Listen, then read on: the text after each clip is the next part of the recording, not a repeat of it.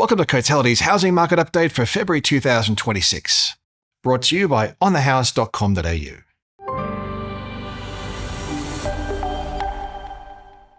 Australian home values started the year with a 0.8% rise in January, a subtle acceleration from the 0.6% increase recorded in December.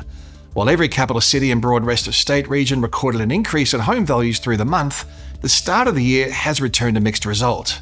Sydney and Melbourne are weighing on the headline numbers, recording a 0.2% and a 0.1% increase respectively in January, a marginal pickup following the slight falls recorded in December.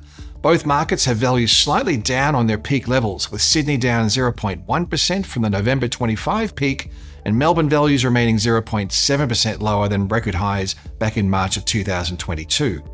The mid-sized capitals have continued their solid growth run, however some momentum has left the upswing in these cities as well. Perth values were 2% higher in January, the strongest gain across the capitals, but well below the cyclical high of 2.9% growth recorded in November last year. Similarly, Brisbane's monthly gain has slowed from 2% in October back to 1.6% in January, and Adelaide's monthly increase dropped back to 1.2% from a 1.8% rise in December. The further rise comes despite the most unaffordable conditions on record in many cities, along with a rebound in cost of living pressures and the prospect of higher interest rates. Yet, we've still seen broad-based rises in home values. The ongoing capital gains reflect persistently low inventory in the face of above-average housing demand. However, we are likely to see demand-side pressures gradually ease through the year ahead. Affordability and serviceability constraints are likely to naturally dampen demand, but also renewed cost of living pressures and higher interest rates. There's also slowing population growth to consider. From a supply perspective, Cotality estimates the number of homes advertised for sale in January was 21% below the 5-year average for this time of the year. At the same time, the rolling quarterly number of home sales was estimated to be 2.7% higher than a year ago and only 1.8% below the 5-year average.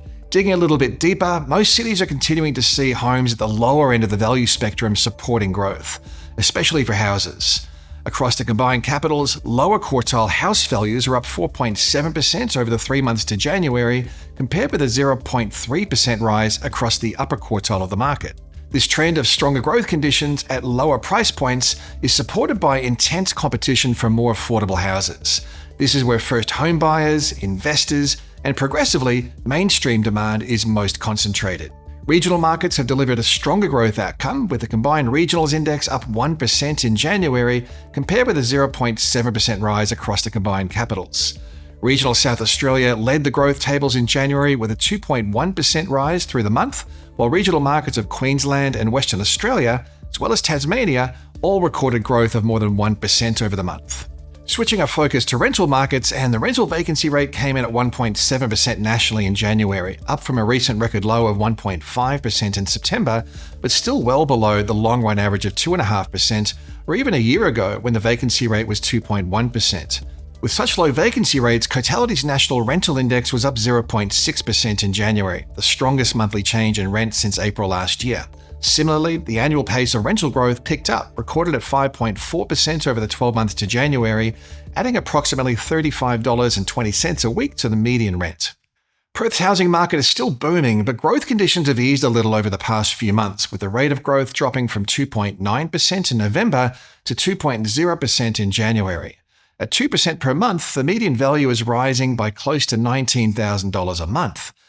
The unit sector is driving the highest annual change, with values up 20.1%, compared with an 18.4% rise in house values. Digging a little bit deeper in the data, it's actually the lower quartile of the unit market where values are rising the fastest of any segment, up 24.8% over the past 12 months. Australia's housing market is set to navigate an increasingly complex mix of headwinds and tailwinds over the coming year.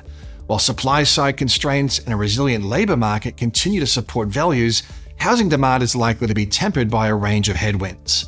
On balance, it's likely housing conditions will remain diverse around the country, but lose some momentum. That said, a material downturn seems unlikely unless economic conditions weaken a lot more than expected or more rigorous credit controls arise. Touching on the demand-side headwinds, we have higher inflation and the potential for higher interest rates. Affordability is stretched and population growth is normalizing after a period of catch-up. The cash rate rose by 25 basis points in February, and with inflation forecast to rise further, the RBA has left the door open for future rate hikes. Even without a further lift in the cash rate, the risk of higher rates is likely to erode confidence, while any actual increase will flow through quickly to borrowing costs and less purchasing power. From an affordability perspective, home values have risen significantly relative to incomes, and interest rates are a full percentage point above the pre-COVID decade average. As a result, both the deposit hurdle and ongoing serviceability assessments continue to present a substantial barrier for prospective buyers.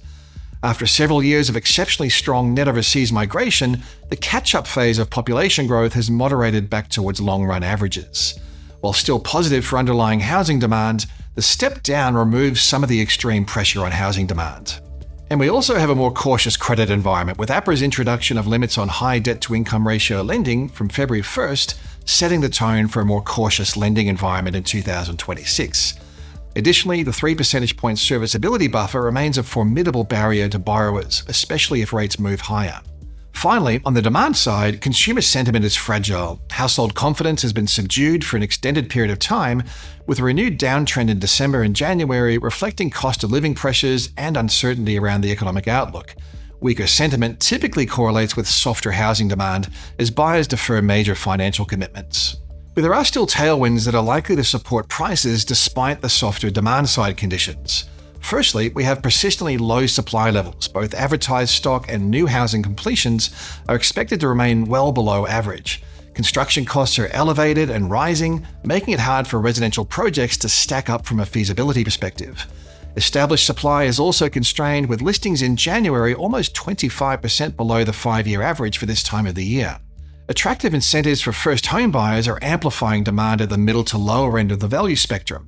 State and federal schemes remain supportive for eligible buyers, helping to offset some of the affordability challenges and channeling demand into that lower quartile of the market. These incentives, along with broader affordability and serviceability constraints, tend to amplify demand around the mid-range to entry-level segments, even when broader housing demand is softening. Ultra-tight rental markets are another factor supporting demand, nudging renters towards home ownership. Vacancy rates remain historically low, and rental growth has outpaced wages growth for several years. For households, the additional cost of paying down a mortgage relative to paying a landlord is likely to become increasingly attractive, especially if they can take advantage of government schemes aimed at supporting first home buyers. More broadly, we have labour market resilience and steady economic growth. Unemployment is expected to remain low by long-run standards, and the economy is forecast to grow around 1.9% in 2026. While that's not strong, this level of economic activity is generally supportive of housing, providing a buffer against distressed selling and broader market weakness. Overall, the year ahead is shaping up to be one of softer, more uneven growth. Demand is likely to be dampened by affordability and credit headwinds, while supply constraints and a still resilient labour market will act as important stabilizers. In this environment, a slowdown in value growth rather than a sharp reversal appears to be the more probable path, unless economic conditions or credit conditions deteriorate more than expected. As always, thanks for tuning into our housing market update. You can keep up to date with all the housing news at the insight pages of the Cotality website.